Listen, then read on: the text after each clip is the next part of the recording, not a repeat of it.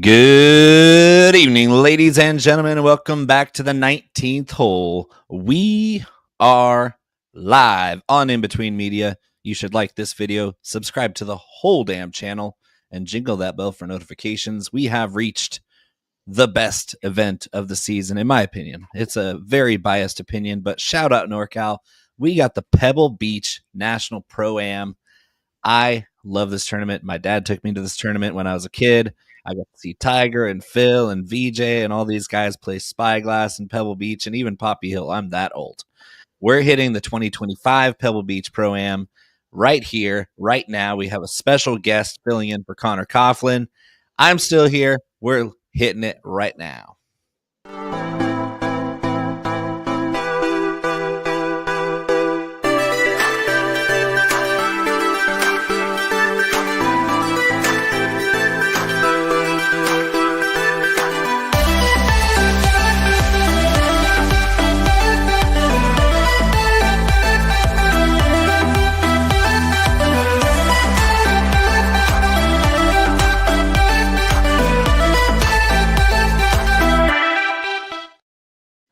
All right, we have arrived, Pebble Beach and Spyglass Hill, right there on that famous, how many miles drive?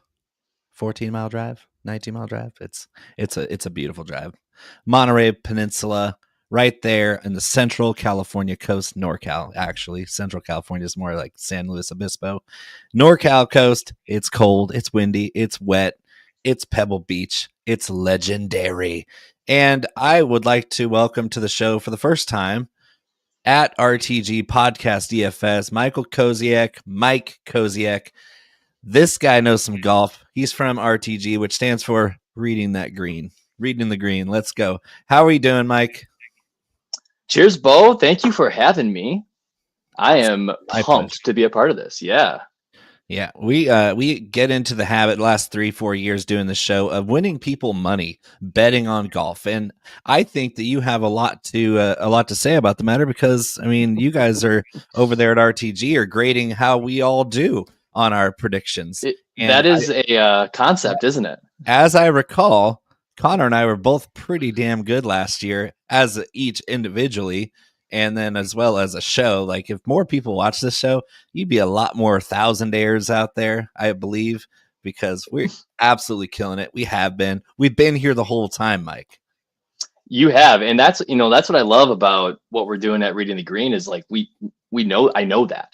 I know how you're doing week to week. I know how Connor's doing week to week. And I know how that grades against 20 of your peers in the expert community, and frankly just gives us a chance to engage. But then honestly, like there's an edge there. It's crazy to think like some people are good at picking golfers and some people are less good. Yeah, it's real, but it's also in a way a competition to prove ourselves against our peers, like you perfectly described. They are peers, and healthy competition is what makes everybody better. Iron sharpens iron. Am I right, Mike? You're right. Well, and it's not a zero-sum game, right? Oh. We can all win money in this. Well, I guess if you're playing DFS, someone's got to lose, but let's go take down the house. Not us. I mean, we're not going to lose. But the real thing for me is I kind of only don't like it when I agree with people who aren't as good as me. Pebble Beach is one of the ones I got pegged because I know both courses extremely well. Mm-hmm.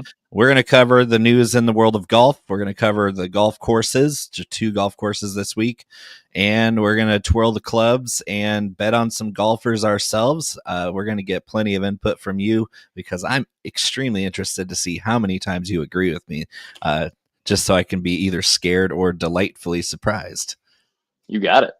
All right. Let's hit the drop for news, Niblick, and let's catch up on the world of golf. What's going on these days? I got to know. Let's see. There we go.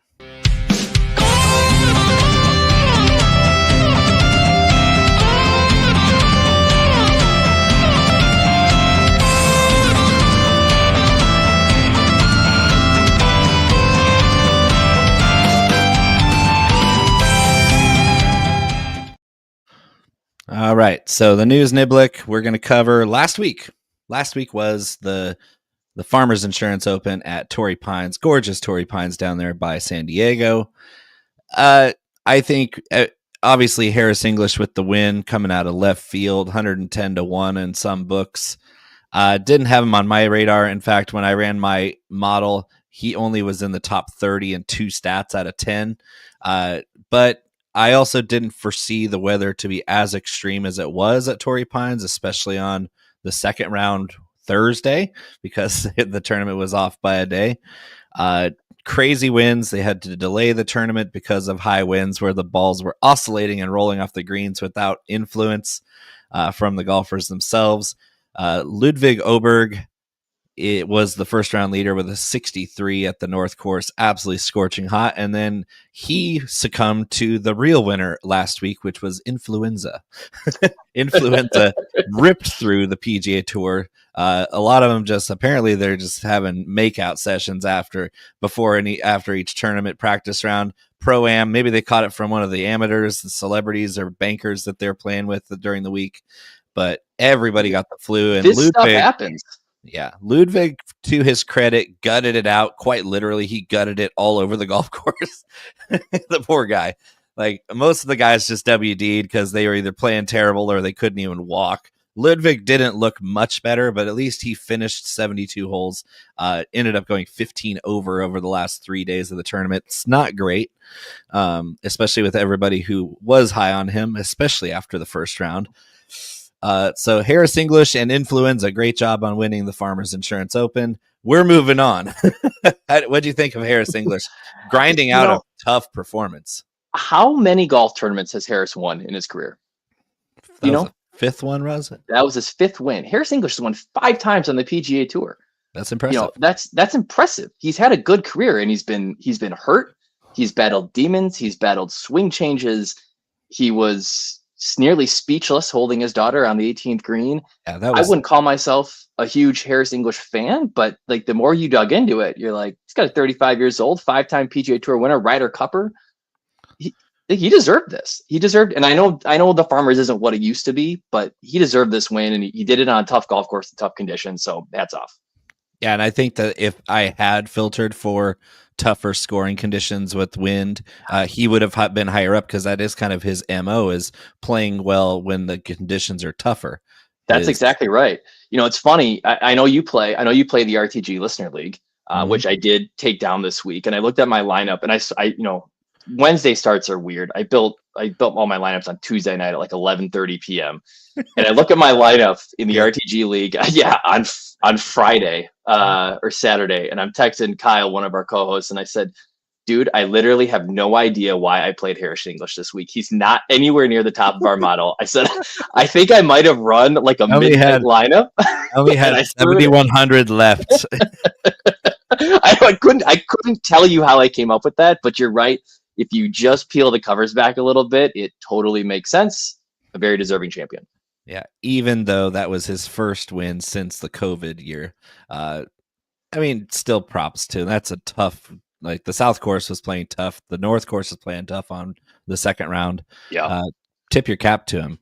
The other news, TGL was on TV again. I still haven't caught any of the action other than watching the clips on YouTube or Instagram. I just don't have a lot of time on my hands, and it sounds intriguing. It looks fun, but apparently this last round between Tiger and Rory's teams was actually the first competitive match they've had since they started this whole venture.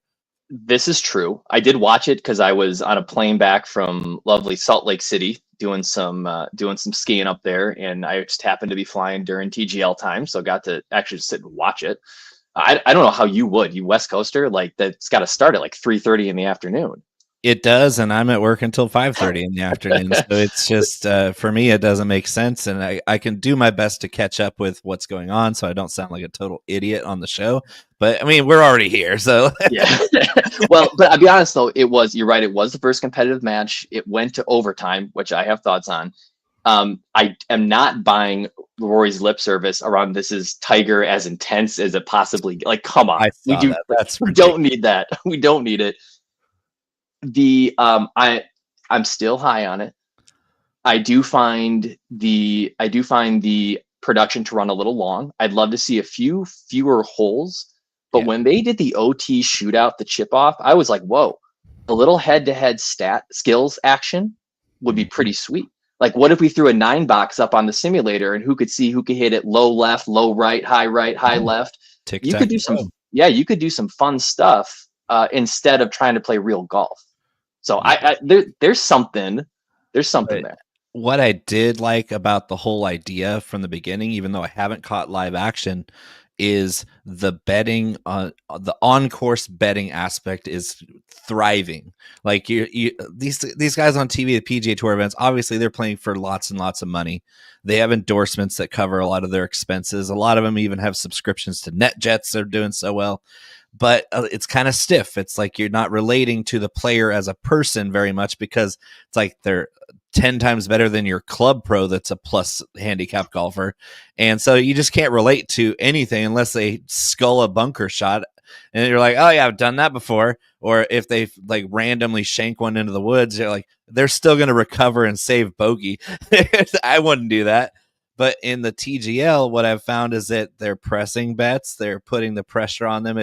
There's a little bit more gamesmanship. That's a lot more like your weekend club championships or even just skins games that you get as a real weekend or weekday golfer. That's way more relatable than what we see on TV with the regular tours. Yeah, you're peeling it back a little bit, and I appreciate getting to hear the guys talk. And the production's got to get it figured out. What's the right balance of freaking Marty Smith and versus the players themselves? But I tell you what, if I talk in a Southern accent, I guess they think I'm from Georgia, and therefore I'm invited to Augusta National, even though I'm mostly a college football and fishing guy. That's Marty Smith.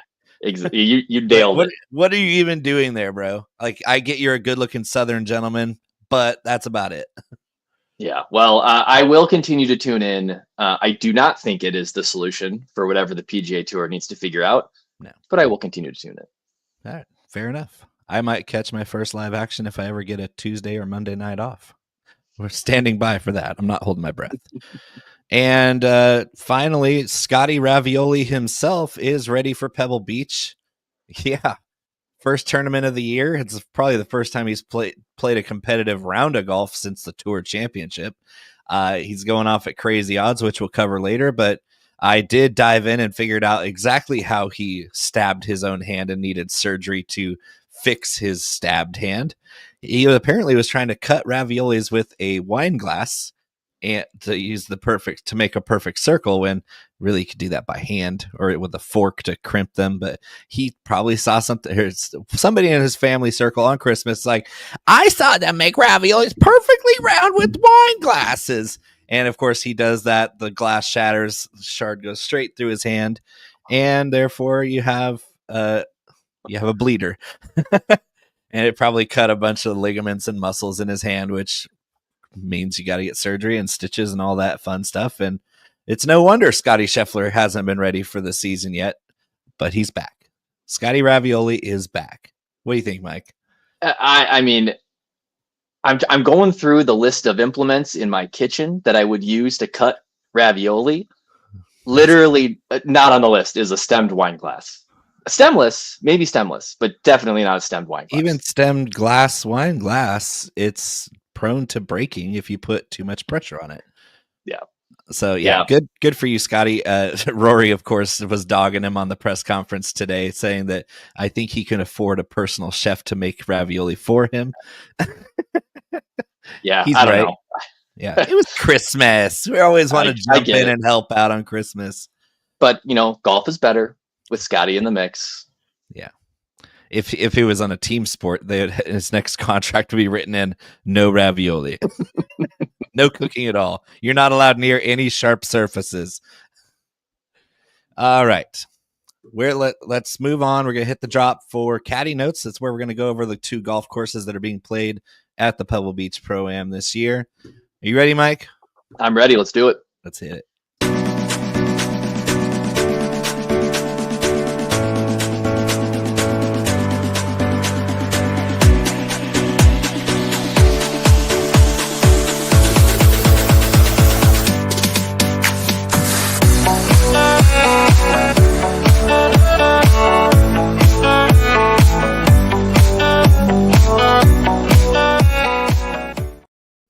All right, we got 2 golf courses. First time the Pebble Beach Pro-Am has been limited to the 2 best courses. Like I said before, I am old enough to remember when Poppy Hills was in the rotation, but that was a shuttle nightmare because Poppy Hills is way down the other end of the road, and Spyglass and Pebble Beach and Monterey Peninsula Country Club are right there on the same side of the road. They finally got rid of Poppy Hills and went to Monterey Peninsula, which is a terrible golf course for a PGA Tour event. No data. Everybody's just taking dead aim. Didn't matter. Like if you were trying to really go low on that golf course in the one round that you had. This year, it's way different. We got 80 guys at Pebble Beach for 3 rounds. One of the first 2 rounds is going to be at Spyglass Hill, which when it's windy is tougher than Pebble Beach. When it's not, it's pretty much the same. These are both par 72 golf courses with rye fairways and Poana greens, the smallest greens on the PGA Tour. Spyglass barely tips out around 7,000 yards and change. Pebble Beach has been extended to 6,900 and change, up from 6,800. It's one of the shorter golf courses out there. It doesn't need to be long. Golf courses do not need to be longer to be tougher. It's just about rough. It's green speeds. It's tricky greens with Poana. Usually this tournament, depending on weather, heavily dependent on weather, which this week looks brisk. Sudden heavy winds can pop up out of nowhere. Weekend showers are in the forecast. 80 players, no cut, elevated signature event, big purse. That's why all the big boys are here, except for Xander Schauffele, who's still nursing an injury. Everybody else is here. Pebble Beach is rocking. It's not an afterthought anymore. All the celebrities are here for 2 rounds. What do you think? I mean, I think the cut score is usually pretty low, 16 to 22 under par. You make the cut around par or under a little bit. 16 to 22 under par is usually the winning score range. Mike, what does it take to win the Pebble Beach with this format? Great questions. It is kind of it's a different field. So to some extent, you got to throw out the last handful of years of finishing places and whatnot. Obviously, a different course rotation in the mix. Can I, before we dig in, I know you've been there. Have you played this golf course? I've walked the golf course. I have not played it. I haven't played it. Yeah, I'm waiting on a promise from my dad 19 years ago to go out there, and so we'll get it done at some point. You have to call me because I only live 2 hours away. There you go. And I personally know 3 caddies that loop out there. So there you go. So you've got plenty of ins, maybe a way to shave a few bucks off the $750 greens fees. But This is the thing that I think is fascinating about Pebble. I mean, you went through obviously the Poana greens, the tiny greens. It's going to require elite iron play. But the thing that really sticks out is your play off the tee. Driving accuracy, yes, older golf courses, narrower fairways. But driving distance, and this is that you hear this take every year, but driving distance matters on this golf course, even though you have a number of forced plays off the tee where guys are going to hit to the same spots. Mm-hmm. So then why does driving distance matters? Because it usually then trickles through the bag. Guys who hit it longer off the tee are going to have shorter irons into these tiny greens. So if I'm driving out, even though I'm hitting driver or 3-wood or 5-wood or whatever out to 180 yards, a longer hitter might be hitting 8-iron into that green versus some of the shorter hitters hitting 6-iron. And that's an advantage on this golf course. So I'm actually going to look for guys that are long off the tee, even though it's not required to hit 350-yard bombs all day long. And that's what I was going to get into is the stats to build around. Obviously, strokes gained from tee to green every week. Approach obviously is important every week. This week it's going to be on all the distances, 150 and inward. That's going to cover 2/3 to 3/4 of all the approach shots on both golf courses. And for the first time ever, we're getting shot link data from Spyglass Hill this year. Excellent news. That means going forward, we can actually attack this tournament more reliably. But I thought that the best stat for addressing both driving accuracy and a little bit of distance and leaking into the approach stats that we're so heavy on is good drives gained. Like it's a correlative stat that includes how they're setting themselves up for an approach shot. And at Pebble Beach, the approach shot is literally everything. If you're missing the fairway here, you're not going to hit these greens. You're not going to get yourself into scoring opportunities, and you're not going to even sniff 20 under par that it's going to take to win this thing. Good drives gained is the stat that I most heavily put into my model for tee shots because it's going to set you up to see who is actually putting scoring opportunities on their plate. And of course, you can parlay that into opportunities gained. This golf course is exploitable, especially if the weather stays mild. These guys, it's an elite field, as good as it gets. So I think the scoring is going to be pretty favorable, unless you get these crazy winds like we got at Torrey Pines. I don't see that in the forecast. Almost hear the showers on the weekend, but it's not going to be a lot of rain. If anything, it's going to soften things up like last year, where everybody just went like Wyndham Clark. What was he? 18. Went nuclear. Went nuclear on the greens, because you could just hit these balls were stopping. He was firing at tucked pins on these small greens, and he was rolling in putts from 10, 20 feet all day. Yeah. Other take, when you get small greens like this, the other thing that happens is guys that get a little wayward on approach, you're going to miss greens, right? Yep. So we're not looking necessarily. Yes, 3-putt avoidance is a factor this week, but the other thing that I'm looking at is bunker play. We got some really tough bunkers at Pebble Beach, and you're going to find yourself in them. So I'm looking for guys that are making a lot of sand saves, scrambling from kind of 30 yards and bunker play is a nice kind of secondary metric to fit into your model. But driving all day long. Yep. Totally on board with you there. Well, now that we've set the stage, what do you say we place some bets, Mike? You got it. Right, bet on some golf. Club Twirls. You get to, if you haven't seen the show before this drop, Connor and I's swings are both on display.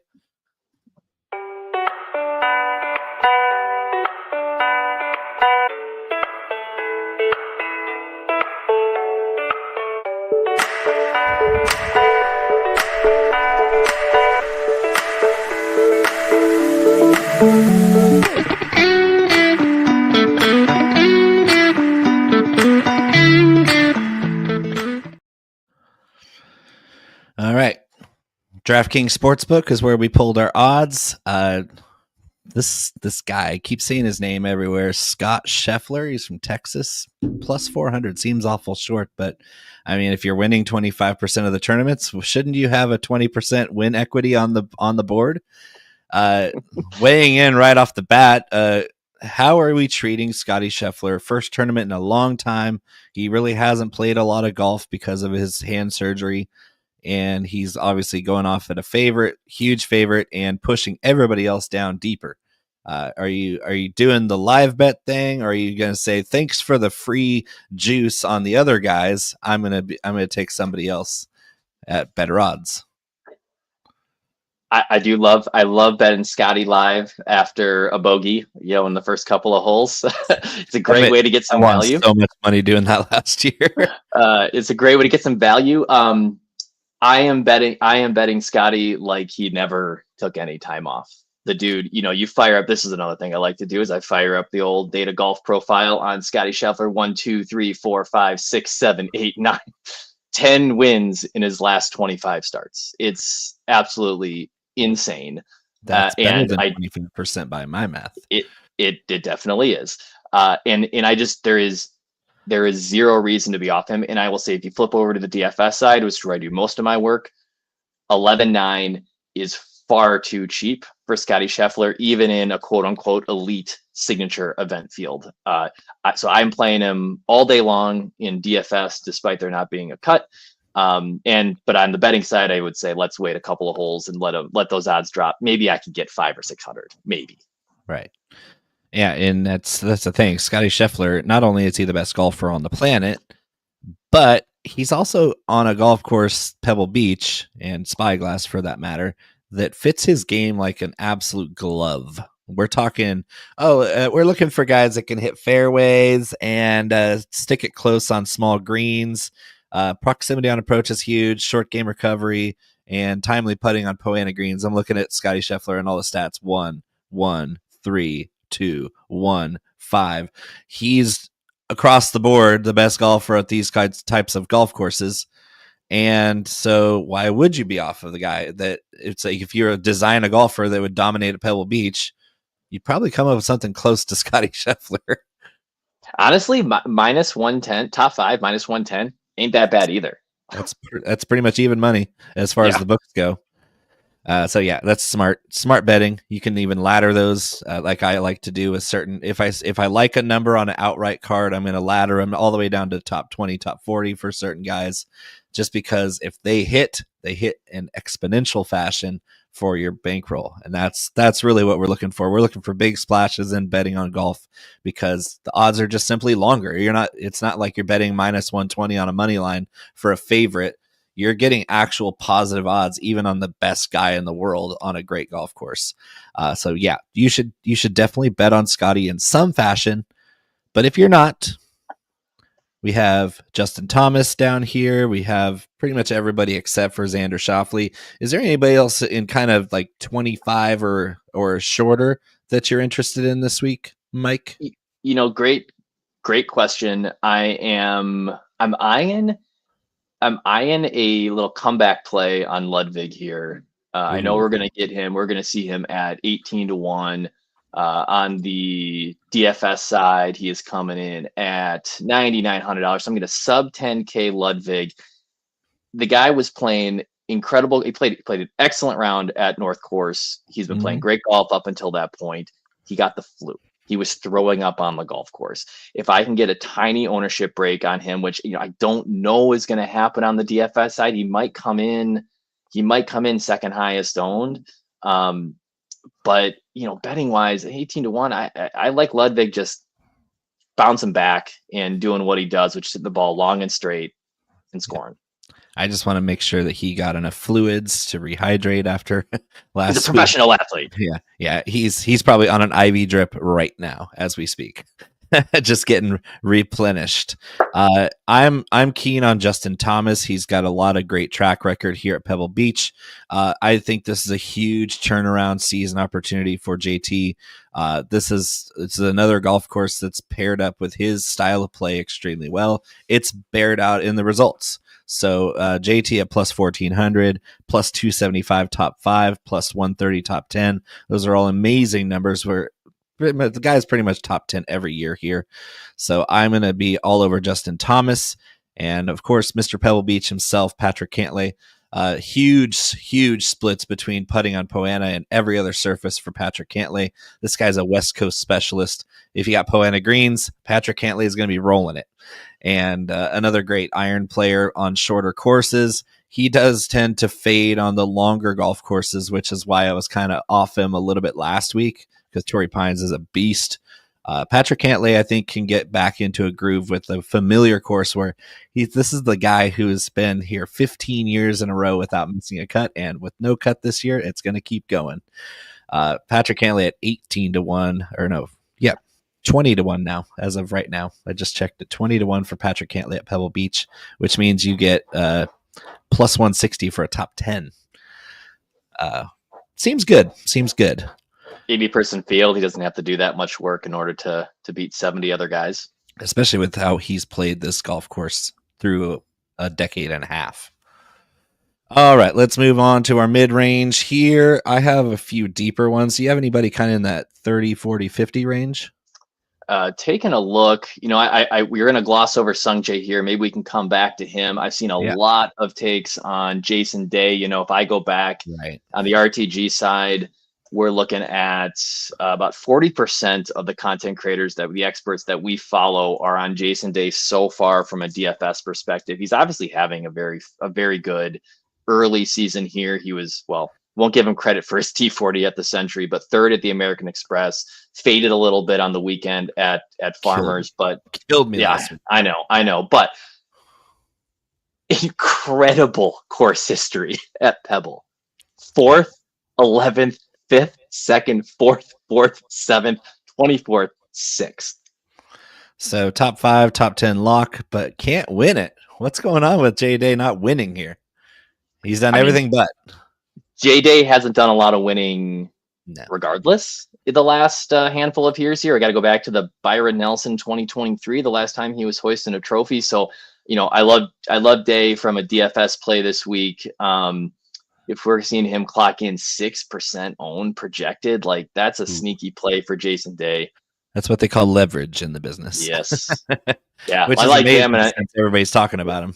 Yeah. And I like the number this week. I think, like you said, even if you just want to go bet him top 5, top 10, stick him in your DFS lineups, all over Jason Day. I have a bone to pick with that DFS contest last week because I got screwed by Gary Woodland catching the flu after lock. and I still ended up placing last week thanks to Aldrich Potgieter because he's a beast. Yeah. Shout out to RTG Kyle being all over our Aldrich on just looking for the bomber narrative last week at Torrey, but Aldrich kept me in a couple of contests, definitely. Yep, he was definitely in the pool and saved my bacon, made me some money. Let's touch Sungjae, a good short iron player, great short game in general. Obviously, a good fairway finder. Another guy who really hasn't done much winning despite playing in every event always and usually being around the top of the leaderboard.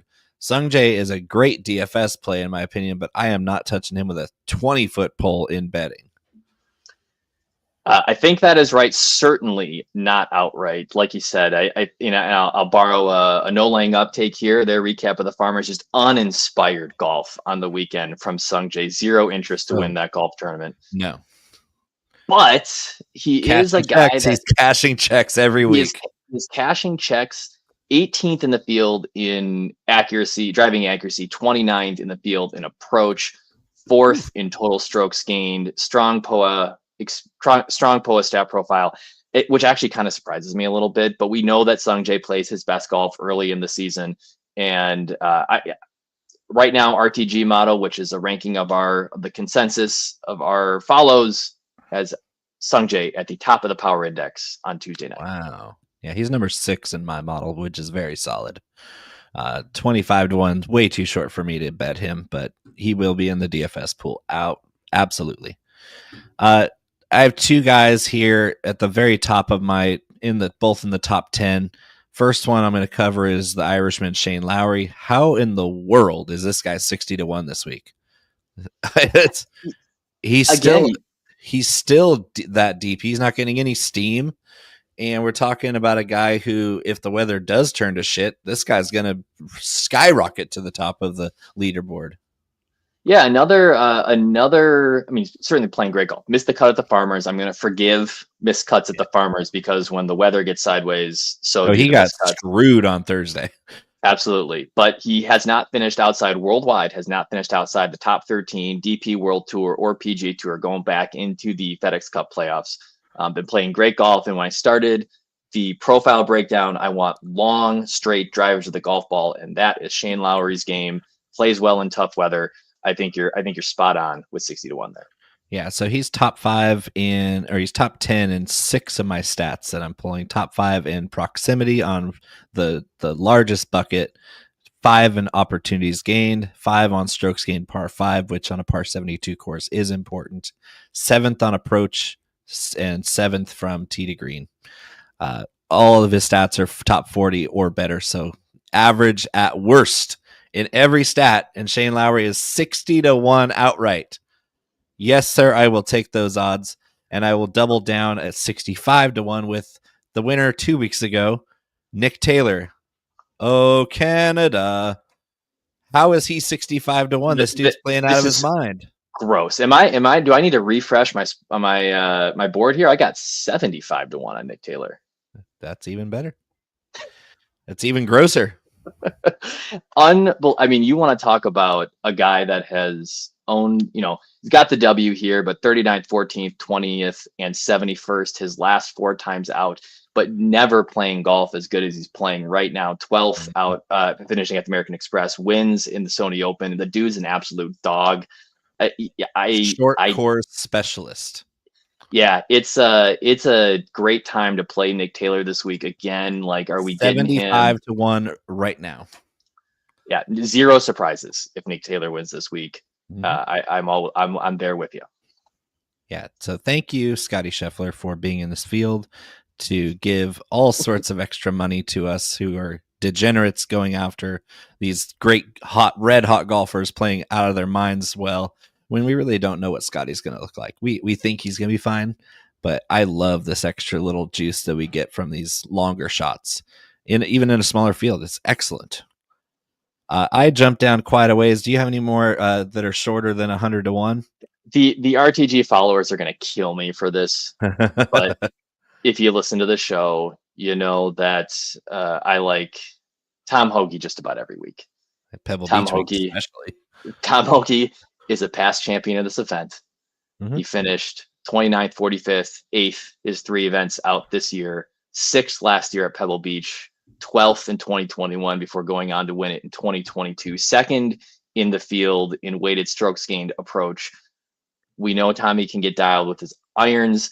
And then I've seen this guy play great golf on small, bumpy, POA-rich greens.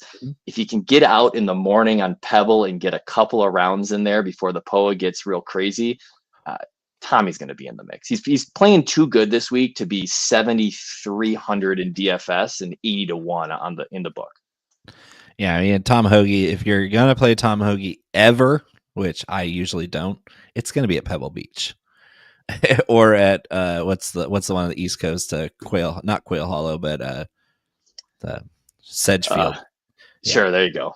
Yeah, so yeah, we're talking like small greens, short courses, tree line, fairways. Tom Hoge's a pinpoint accurate player.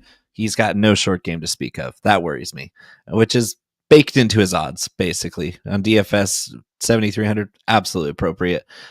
He's going to be pretty highly rostered and for that, so stick to cash games, smaller field tournaments. But in those big GPPs, if you're playing Tom Hoge, you're probably losing. I just think his short game is going to be a big hindrance if he's not exactly on sharp play with his irons like he usually is. Let's see. My slip, I have 4 guys that are long shots here, or 3 guys that are long shots. Gary Woodland, I hope you're feeling better, bro, because 110 to 1 at a golf course that you absolutely own. Gary Woodland, welcome back from brain surgery. Last year, we were very impressed that she came back at all. This year, her talent is going to come back. I think he's going to have a huge season.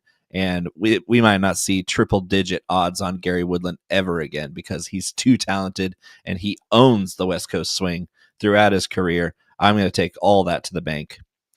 Are you interested in Gary Woodland at all? It's so hard to go back to a guy that absolutely crushed me in a couple of high-entry DFS contests last week. Just smoked my lineups last week. I was able to switch off of a couple of guys, but not him. But if you thought he was going to play well at Torrey, don't you? And I don't know why he would. Was he sick? Like what? Yeah. He was in flu brigade. He's a major champion on this golf course. Mm-hmm. Let's go back him. Let's just go right back. 110 to 1. And let's go even more egregious because DraftKings is off their rocker with some of these long shots. We're getting a guy who's probably made for this golf course more than any other golf course on the PGA Tour. I hate his guts. I never play him. I can't stand watching him play. He's one of the worst people on the PGA Tour, in my opinion, just attitude-wise. Can't stand to watch him, but Brian Harmon at 150 to 1 is tailor-made for this golf course, and it's just way too long. It's a really terrible number that we're going to exploit because he can absolutely win here. I'll let you in on the RTG Covenant. We participate in a big PGA Tour season-long Calcutta. Yeah. Buy golfers in an auction. They win an event. You make some money. Yep. I got 2 guys this year. Mac Meisner, who I will not be surprised if he wins a golf tournament this year. And then only because he was coming in so much lower than the rest of the group at his range, Brian Harmon. He looks good. I love Mac Meisner. He does. But Brian Harmon, he flashed a little bit early this year at the Sony. Mm-hmm. And you're right. There are very few golf courses that are perfectly made for short hitters that keep the ball in play and know how to get it in the hole. Wouldn't be 150 to 1, like you said. I hate to say it. I would be very happy for my bankroll if he won. Other than that, I probably would be like, this guy. But I weighed in. I weighed in on that tweet that you had earlier in the season when you were trying to decide. Yeah. And you didn't take my advice, so I hope my guys that I put out there. Yeah, William Mao and somebody else. I can't remember the other one. Was, the problem is they actually cut it off, and you just buy the field, and then the field becomes like the second highest bought item. William Mao was in the field. No, that makes sense. Yeah, I had no context. I was just throwing out guys that I could see winning. But guys, Mao more likely to win, more likely to make a 13 at Stadium Course. Yeah, that was rough. That was really rough. Been there. That was one of those relatable moments. But I would have picked up after 8 anyway, because I have that right as a duffer. All right, my other long shot is another former winner here, 150 to 1. You have to be really stupid to put a recent champion of this event at 150 to 1. But Seamus Power, great putter, great short game, straight ball hitter. He's playing really well the last calendar year.